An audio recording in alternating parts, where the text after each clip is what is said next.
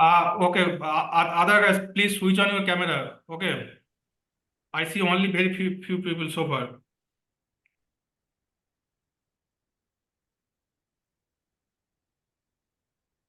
Okay. Have you guys read about vector differentiation? Anything? Have you guys tried to follow?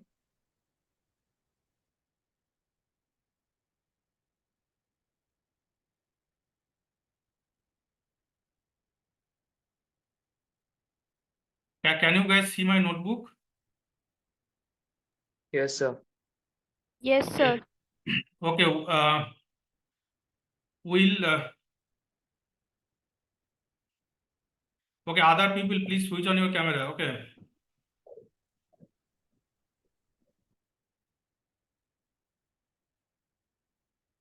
Otherwise, I will mark you absent. If I don't see your faces, I will mark you absent. Okay.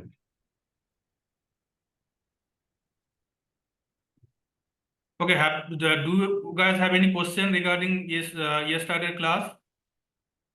Otherwise, I will briefly recap and then I will move on.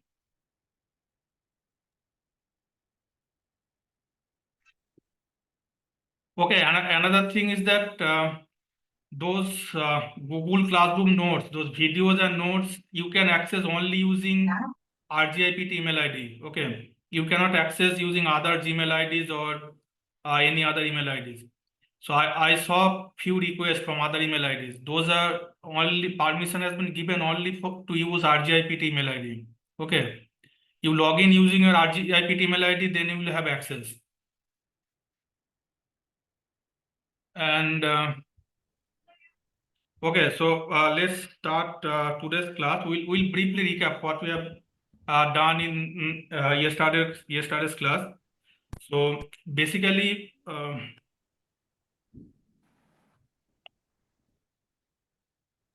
we learned about vector differentiation in yesterday's class. So we told you that if there is a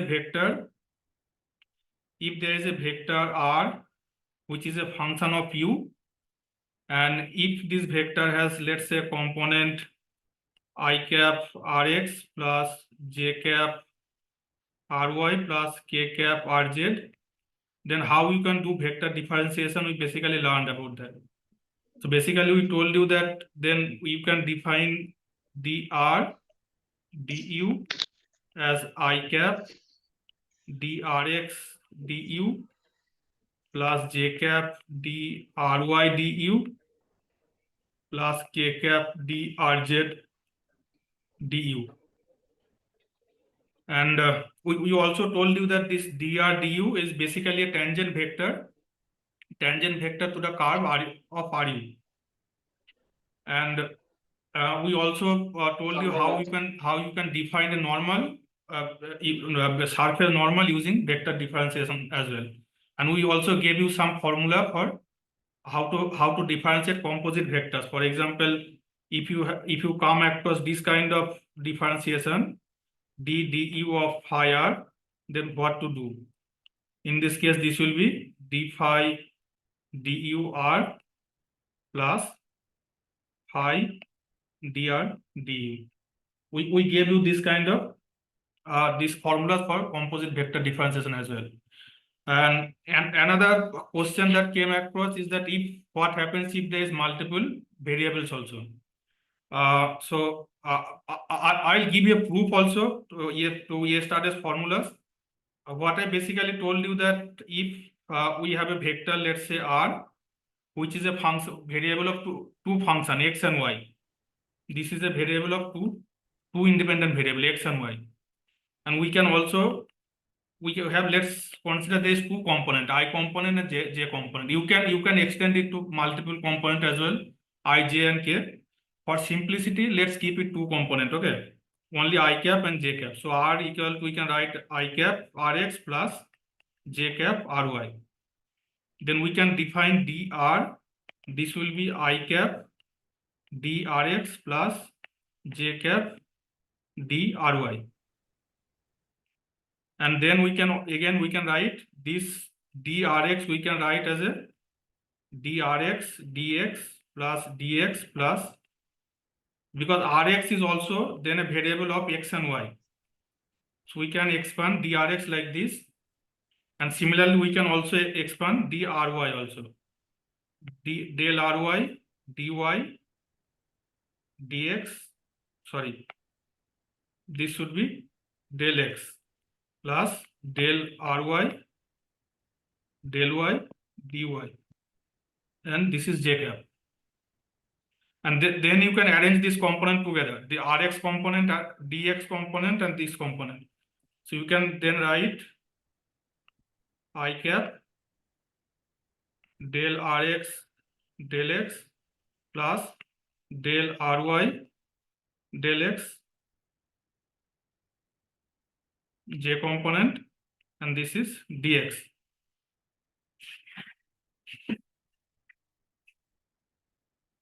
Plus you can again write I cap del rx del y plus del ry, sorry, this should be del x del y, this is del y j cap dy, and this is I cap rx plus j cap ry. This is basically component of rx. This is basically vector r. So you can write del r del x dx plus del r del y dy, and you can verify. Let's say if you have a vector r equal to x y cap I cap plus x square y square j cap, you can verify this formula. Okay, so basically we told you that if you have this r is a function of multiple variable, then you can write in terms of their partial derivative, and you can verify this formula using this kind of function. Here r is a function of x and y, so you can verify this formulas as well again. Okay, and this we have learned so far in our last class. This should be j cap. Okay,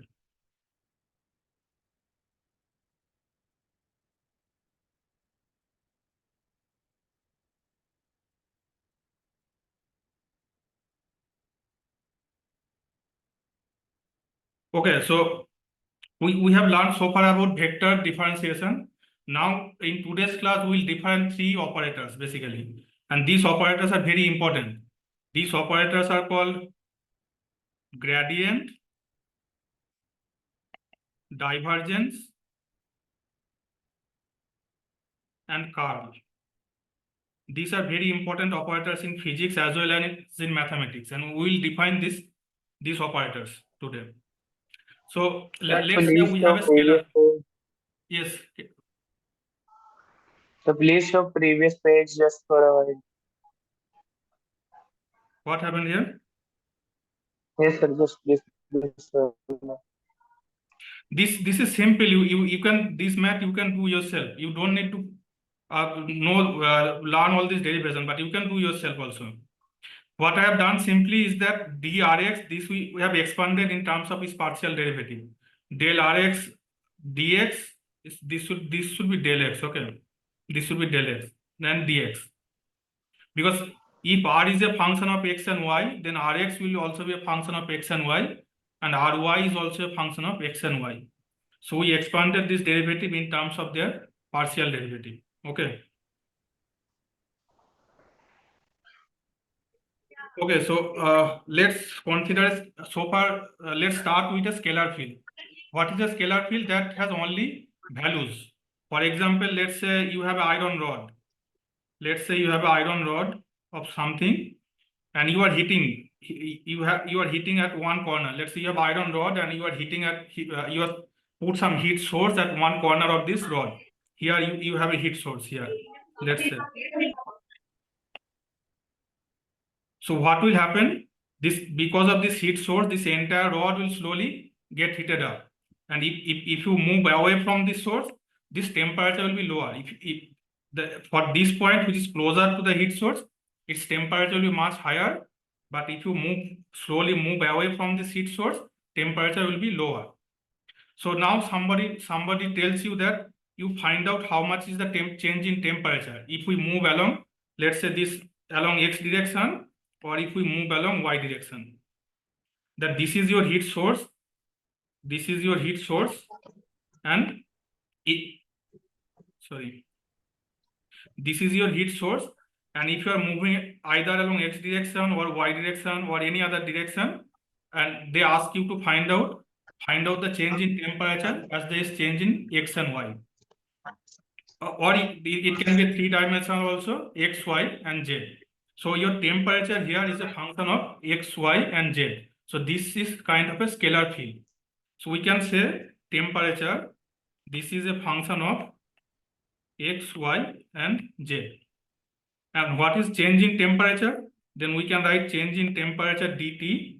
This we can write as del t, del x, dx plus del t, del y, dy plus del t, del z, dz. Okay. And now we can further write this as del t, del x, I cap plus del t, del y, dy, j cap plus del t, del z, k cap. And this is a dot product with I cap dx plus j cap dy plus k cap dz. So if you do dot product of these two quantity, then you will get this. Because dot product of I cap and I cap is 1, so this is del t del x dx. Similarly, you will get del t del y dy and del t del z dz. So now what is del t del x? Then now we can write gradient of t. This function I will define what is this one, and this is basically d of r. This is basically change in coordinate either along x or y direction. So here what is this quantity?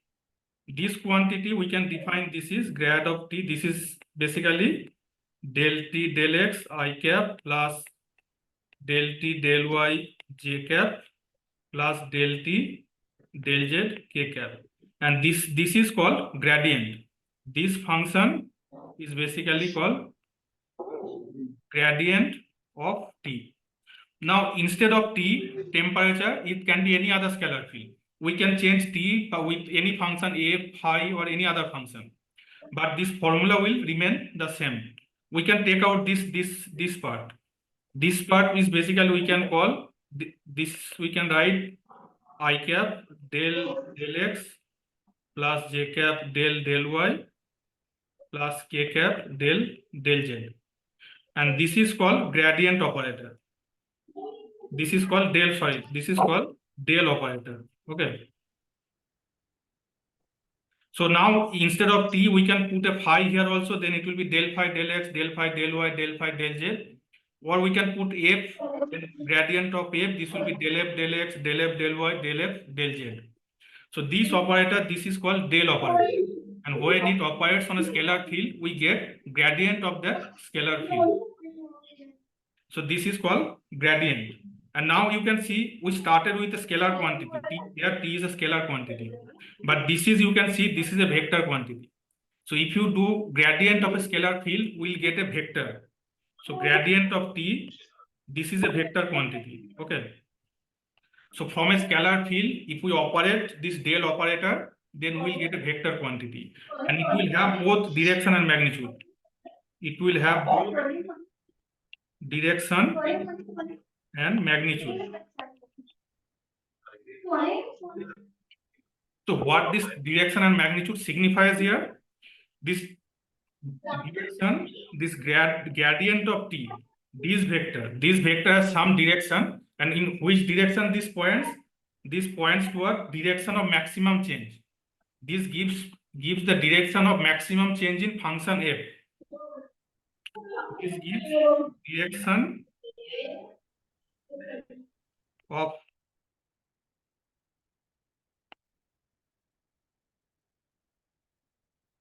direction of maximum change in t or phi or f. So direction of this vector will be direction of maximum change, And how much will be the change? That will be the maximal change.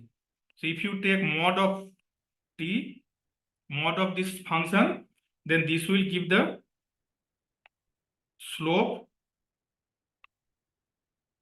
along the maximal direction.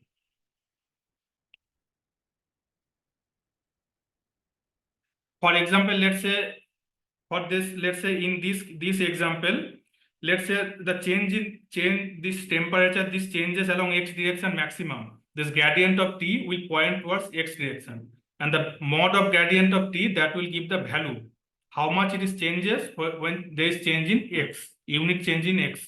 So that will be the value of gradient of t in this case. Okay. Now this del operator. Now, so far, this del operator can also operate on a vector field. Here, in this case of gradient, we have applied on a scalar field. But this del operator, I cap del x plus j cap del y plus k cap del z, this operator, this can operate on a vector field as well. Let's say we have a vector field, or let's say vector, which has component ax plus j cap ay plus k cap az. Now this del operator can operate on this vector field A as well. So how this can operate? It can operate either as a dot product, or it can operate as a cross product. So we can have this, it can operate as the dot product of A. So then what will be this? So we can write I cap del x plus j cap del y plus k cap del z dot I cap ax plus j cap ay plus k cap az. And then this will be del ax plus del ay plus del az del z. And this is called divergence. When this operates as a dot product, this is called divergence. This is called divergence. This operation is called divergence when this operates as a dot product on this vector field of A, and it is defined as like this. Okay. So for example, let's say we have a vector. Let's say we have a vector x I cap plus y square j cap plus zq k cap, and somebody tells you to find the divergence for this vector A. So what you can do divergence of A. So then this is your ax, this is ay, and this is your az. So what is del x here? This is y plus del ay del y. This will be 2y j cap plus 3z square k cap. Okay. Now if let's say x equal to 1, you give the coordinate point also. X equal to 1, y equal to 1, z equal to 1. Then gradient of A at this point, this will be I cap plus y is 1. Okay, I made one mistake. I made one mistake. We will not have I cap, j cap, and k cap, because there is no I cap, j cap, and k cap. Sorry, we will not have any I cap, j cap, and k cap here. So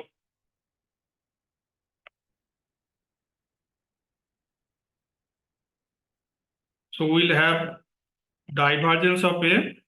This is basically del ax, this is 1, del ay, del y, this is 2y plus this is 3z square.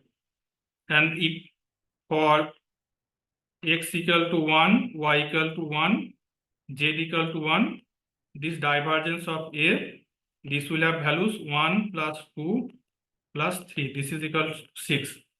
So divergence of a vector field always give you a scalar quantity. divergence of a scalar vector, as you can see, there is no I cap, j cap, or k cap. This will give you a scalar quantity. And for example, this kind of example, you can see you get value divergence of A. This is equal to 6. So now this divergence of A, this can be Previous slide. positive. Hello. This can be positive. This Hello. can be negative, and this can be 0 as well. Hello. Yes. Sir, can you please show previous slide? Which slide? Previous. Here? No, sir. Previous.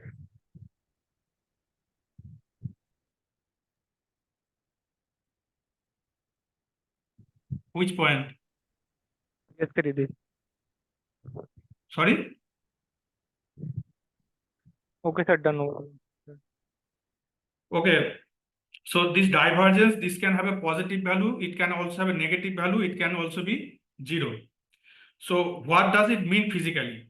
So divergence is basically, it means how much this vector spread from a point. For example, if you see this torch light, so if you let's say you have a torch light here. This is your torch light. And if you look at the beam, light beam from the torch light, what you see? This beam slowly spread, right? If you look at the light beam from a torchlight and those kind, so this light, it seems that light is spreading out from this torch as you go away from the torch. So those kind of phenomena is called divergence.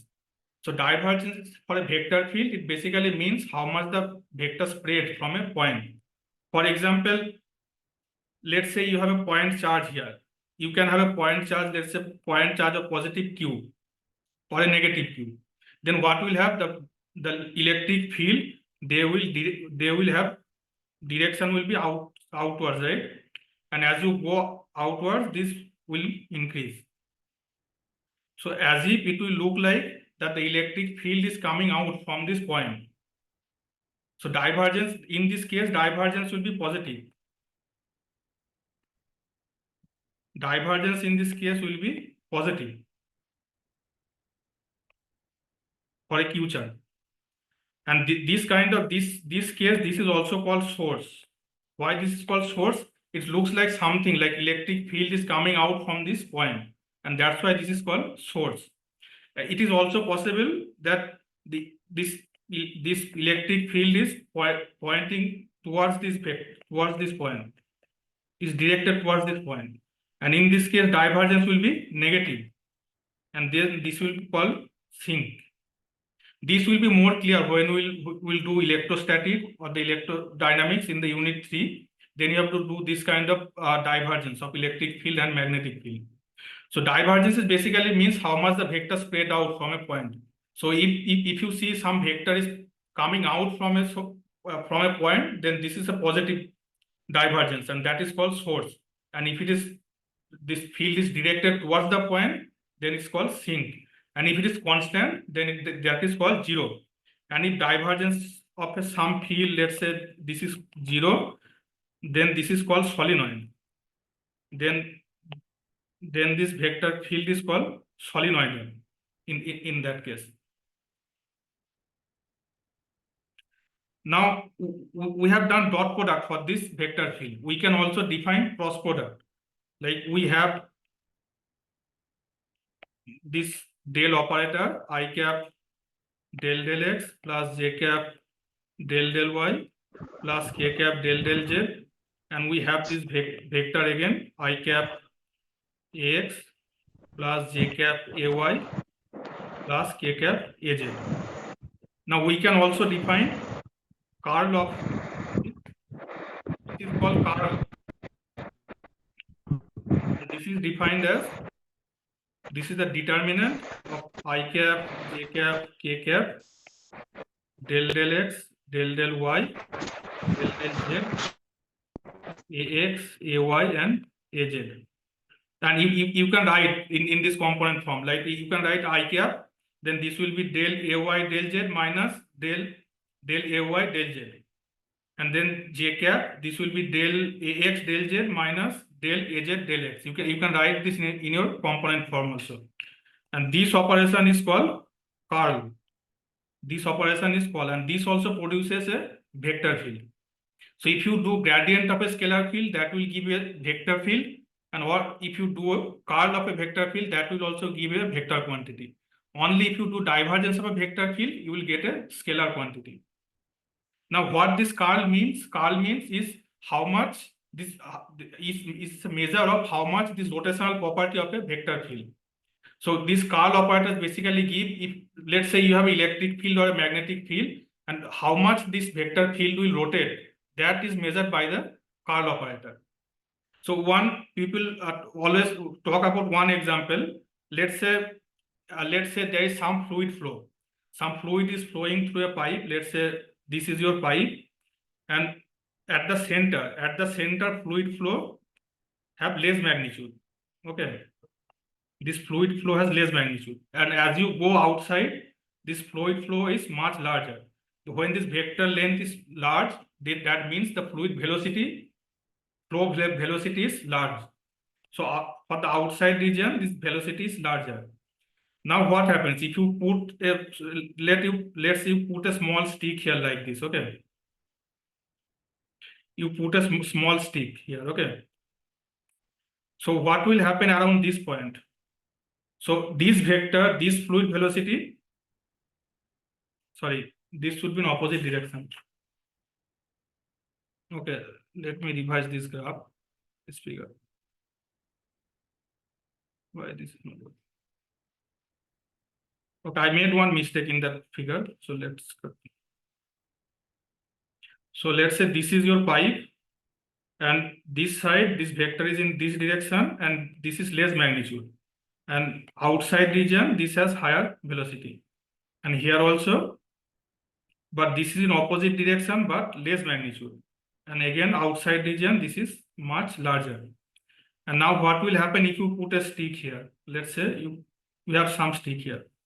So this vector, what will happen? This vector or this fluid here, that will try to rotate this stick along this direction, along this negative direction, this direction. And for this point, this vector, what will happen? This will try to rotate along this direction. So this fluid is looking like that this stick will rotate around this center point. So that then this will have a curl. Or you can also think about like in XY coordinate, you have some vector like this, some vector field like this.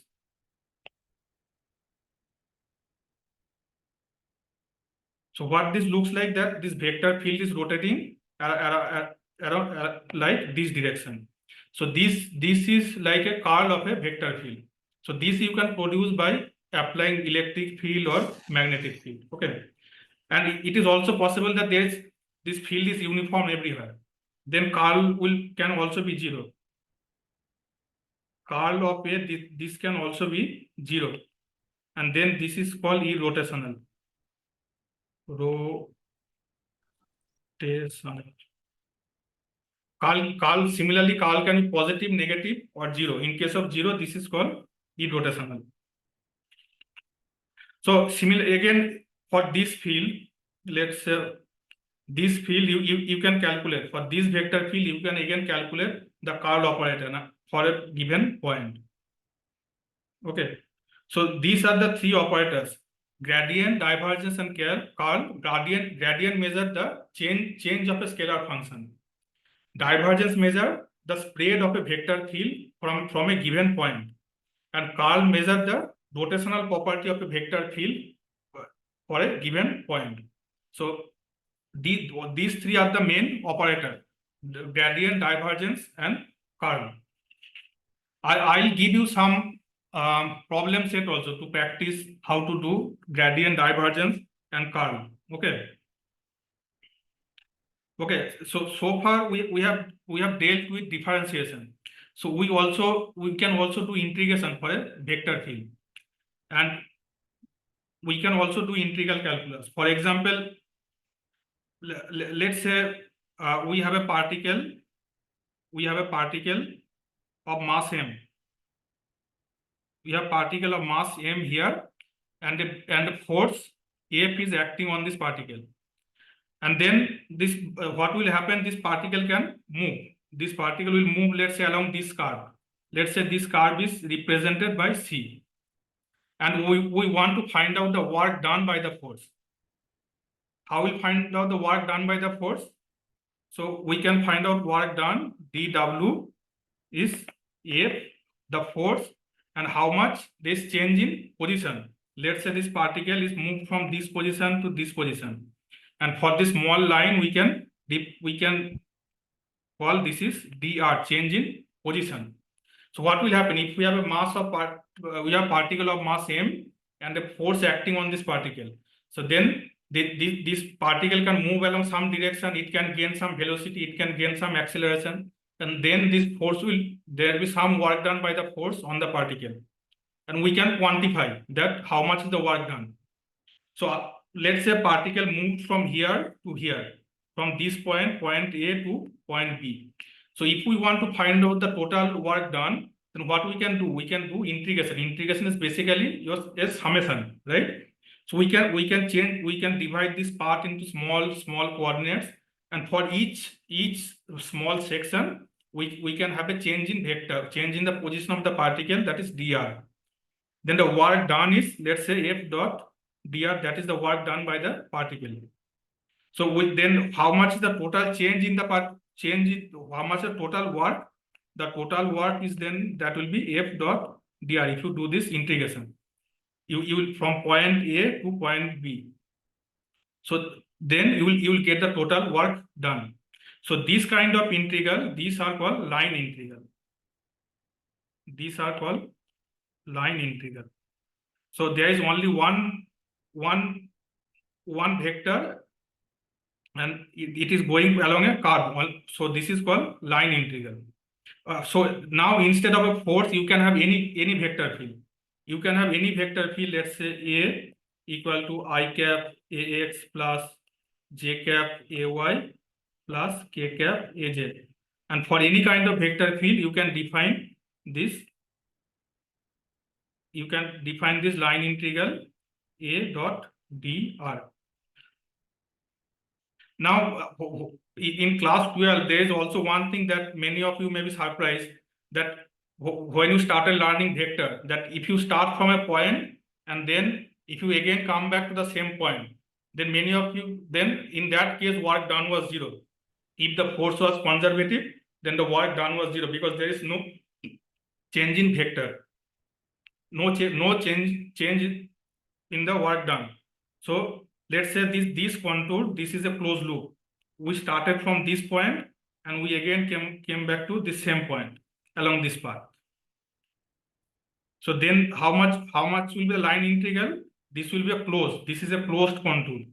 This is a closed contour, and we'll represent this closed contour by this circle here on the integration sign. And then that will be A dot dr or F dot dr. That is called closed line integral. So if we have a conservative force, and if you move the particle under this conservative force from this point to, and you come back to the same point, then your work done will be 0. So you can see this line integral, it depends on the path you take. For example, you are going from point A to point B, you can go along a straight line path, or you can go along this path. Let's say this is path 1. You can take this path, also path 2. You can take this path 3. So that is up to your choice. You can take whichever path you like, and depending on that, your integral will also be different, because as I told you that this dr, this changes when you go along the path. So this line integral depends on your path also. But for a conservative force field, this total integral for a closed loop will be 0. I'll give you one example how to do line integral. But let me define another integral before that. That is called surface integral.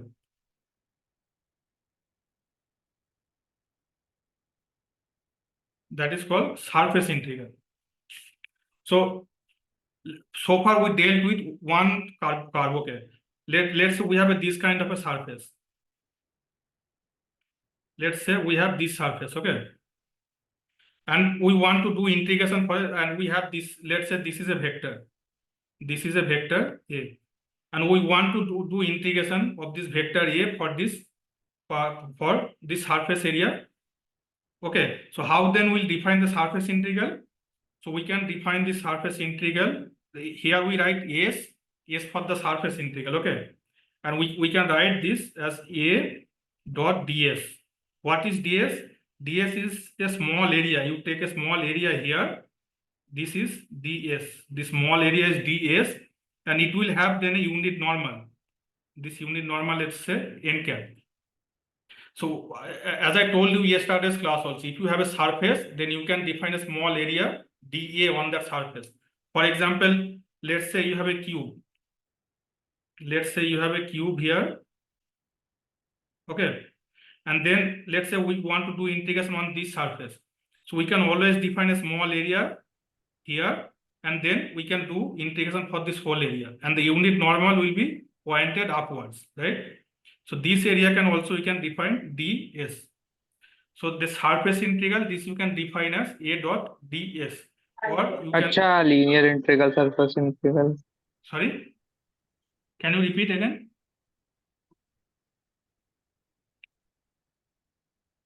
Tell me again, I could not hear you.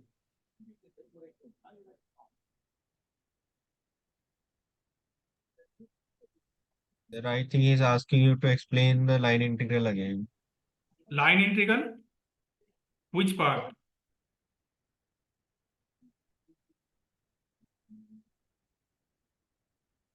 Line integral, as I told you, that let's say you have a vector, any vector, A for A, and under this vector field, you move from point A to point B. And then you divide this part by small section of dr, and then you take dot product of dr with the vector field, and then you integrate for the whole line from A to B. That is your line integral. If this is not a vector field, if this is a small, if this is a scalar field, let's say like this, you have this function f of x. So then how you define the line integration? You simply define fx dx, right? Here this is a vector field, so that's why for this section this will be a dot product. If dot product means what the dot product means? Dot product means component of the vector along that direction. So what f dot dr means? The component of the vector along the direction dr. So if you add all the vector component along this path, then you will get your line integral. And I told you that if this is a closed path like this, then you put this circle sign, this represent a closed path.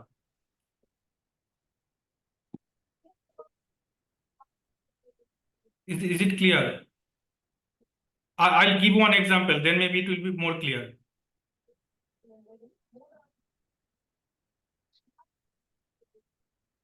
Okay, so coming back to the surface integral. So for this small area, I told you that you can also define a surface normal n cap. And then you can, this integral you can write A dot n cap ds. And also this surface can be a closed surface or open surface. Closed surface means, let's say you can imagine a football. Surface of the football, that represent a closed surface. But the walls of that, if you only consider the wall of your room, that is an open surface. Your house is broken, and if you consider only one surface, that is an open surface. So for closed surface also, then you have to put this A dot n cap ds. This, whenever you see this closed circle sign, that means a closed path or closed surface. Okay. Sir, here what A vector signifies? A is any vector. A is the vector field. A can be any vector. We don't know at this. You can define A as any vector. A Like is in flux, A is electric field. A can be electric field, it can be magnetic field, it can be velocity of a fluid. Okay, sir. Okay. A is a general vector. Okay, let me give an example so it will be more clear. Let me give an example of a line integral. Let me give an example. Let's say you have this coordinate, okay, and you have this vector. Let's say you have this vector r, which is y square I cap plus y plus 1 2x j cap. Okay, and let's say we go along this path. This is, let's say, 1, this is 2, this is again, this is 2, this is just the coordinate system. Okay, and we go from here to here, and then we go here. Okay, so we are going from this point A to B. So A point coordinate is 1, 1, 0, and B point coordinate is 2, 2, 0, right? And we are going along this path. As I told you, for a line integral, the path is important. You can go along any path. I chose this path, okay, in this case. Okay, so now the position vector, you can write the change in dr, that is just I cap dx plus j cap dy plus k cap dz.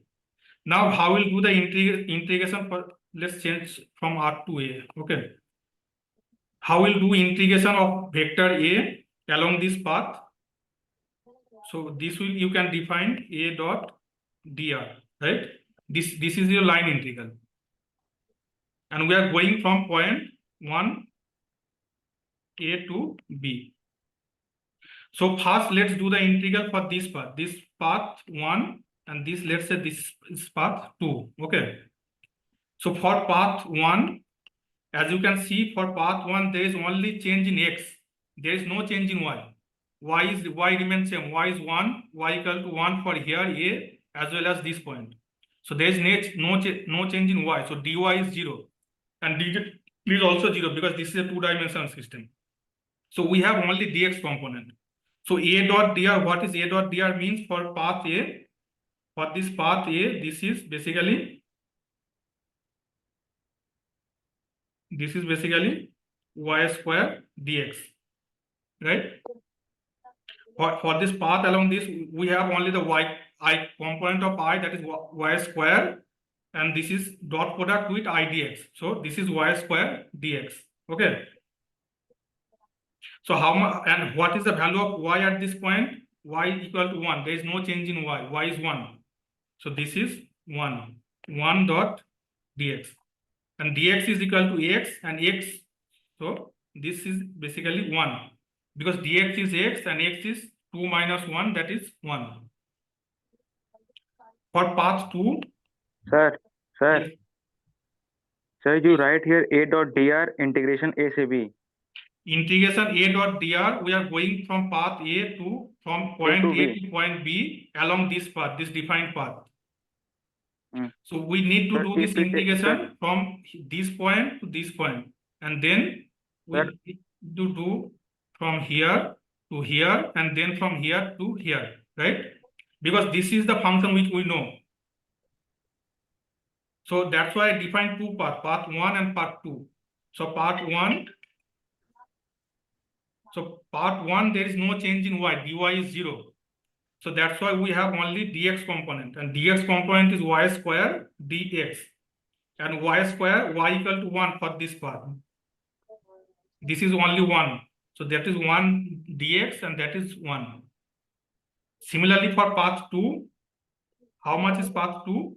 Path 2 is, for path 2 there is no change in x, so dx is 0. Along this path x is constant, say for path 2. So we have only change in y, and that component is y plus 1 2x, right? That component is y plus 1 2x, and we have only dy, and x is x equal to 2 for this path, that is x equal to 2.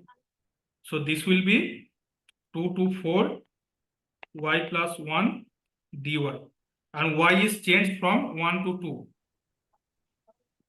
So this you can do this integral. This will be y square plus 1. This will come out to be 10. So your total integral is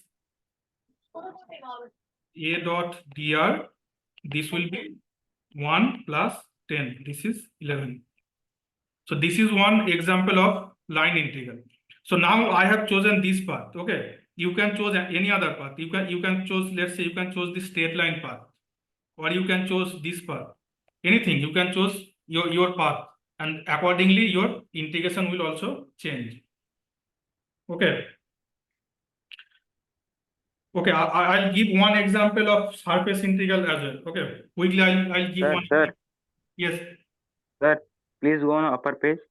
yes, Sir, here you write integration of a dot dr from a to b. yes. Sir, first of all, we take a dot product of a with dr, and then Yes. we integrate it from a to b. Yes. Sir, if we take the dot product, then we get integration a to b y square dx plus 2x y plus 1 dy. Then how will this be? How will we integrate it? That's why I told you. That's why we have to choose this path. As I told you, line integral, it always depends on the path. Okay. I told you this integral does not tell you anything unless I define the path.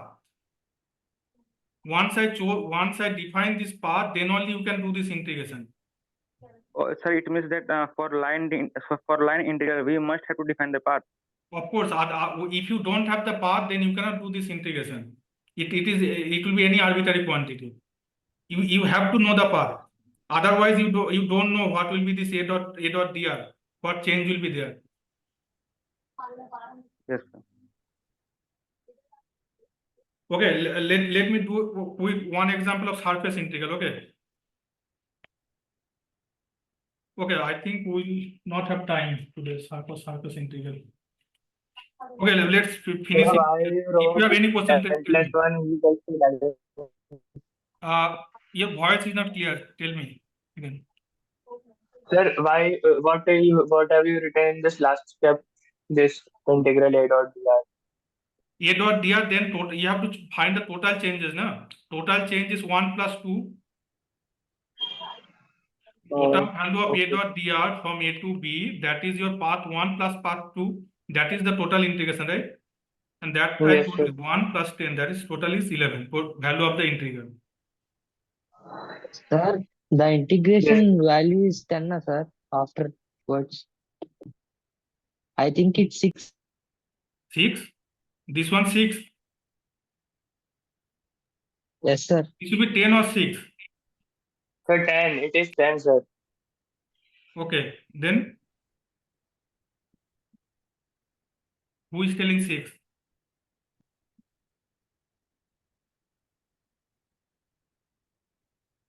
Is there any other question? No, sir. So what I'll do, I will upload some problem set in the Google Classroom. Okay, you should try to check and solve those problem set, and then some of the concept will be clear. If not, then we'll discuss again next day or in the tutorial. Okay. These are what Yes, you sir. have to do. You have to know the basic definition of this gradient, divergence, and curl, and this integral. Surface integral will be little bit difficult, but line integral should be easy. Okay, and we also have volume integral. Okay, we also have volume integral. That will be this is over volume. Let's say phi dx dy dz. So for line integral, we have only one component x. For surface integral, you can see this ds. Where is that? This ds in a Cartesian coordinate ds. This you can write as dx dy. For this kind of, for a surface area like this. Okay, you can write ds as a dx and dy. For a volume, this will be dx, dy, and dz. This will be integration of 3 variable. So these you can also define as for a volume integral. In next lecture, what I'll do, I'll give one example of surface integral, and there's 2 theorem. Then we'll complete this vector calculus, and I'll upload some problem set in the Google Classroom. So you try to solve those problem set, and if you have trouble, then we can discuss in the next tutorial. Okay, those problem sets should be easy, and if you follow the Spigel book, then you can see how to solve those problem as well. Okay, and if you have some doubt, you can tell me then. Okay. Sir, how we get a Sir, problem? that step 2 would be 6 only, that integral. This integral, okay, okay, all of you guys check how much this integral should be. This is a normal integral, okay. I think Sir, this is if- 10, 11, but you are sir, telling 11. 6. Sir, 10, sir, 10, 10. All of you guys check and then we'll finalize whether it's 10 or 6. Sir, This we is get 10. Sir, Sir, we get simple 10. integral. Sir, if we use y plus 1 whole square by 2, we will get 10, sir. If we separate those two variables, we will get 6. Which you this how will Sir, separate this one? This is one simple integration. So it should not have two values, Sir. it should have only one value. It should not Integration change how y we'll do the dy- integration. integration y dy plus 1 into integration y dy. It does not matter. There is only one rule for integration, and these values should be same. You cannot change the rule of That's 10, integration sir. and get different value. Sir, it's 10. Sir. If you, I think this is 10. Whoever Yes, sir. telling 6, you guys should check again. Okay. This should be 10. Sir, how did we get that problem that we had discussed in this class? Which problem? Sir, you tell that you got some problem. You give us a sir, आप कुछ questions देंगे हमें करने के लिए. I'll upload in the Google Classroom. Okay, sir. I'll upload the problem sheet in Google Classroom. Okay, sir. Okay. If there's no other question, let's end today here, and then we'll meet again on Monday. Okay. Then guys, see you guys on Monday. Thank you, sir. Thank you, sir. Thank you, sir. Thank you.